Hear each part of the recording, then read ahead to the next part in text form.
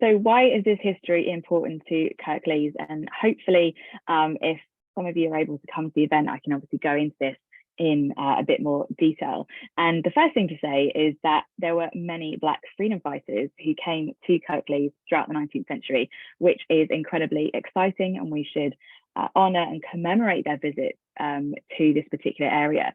And at the moment, we know that activists like Frederick Douglass, William Craft, James Watkins, Henry Box Brown, Sarah Parker Remond, Jacob D. Green, Moses Roper, Turner Williams, all came to this area. And we're discovering new people, new activists all the time in diary entries and newspaper reports and other aspects of the archive, which is really, really exciting.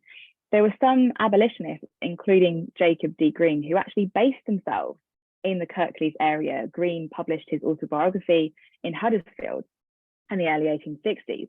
And if we think about Kirklees and obviously the location of places like Huddersfield and Honley and Holmforth and these towns and cities and villages where activists were speaking, these places were connected to other sort of hubs and cities where there are a lot of abolitionist networks. I'm thinking primarily of Manchester and Leeds. And those sites were incredibly important. Bradford as well, obviously being a key one. A lot of abolitionists would sometimes go there first and then expand their tours across the Kirklees area as well. And if we're talking specifically about certain activists, we have the pioneering African-American abolitionist Moses Roper, who visited nearly every city and most small towns, large towns across Britain and Ireland as well, but particularly across England. So he was covering a lot of ground in Kirklees as early as the late 1830s or the early 1840s, so very, very early in the sort of history of transatlantic abolitionism.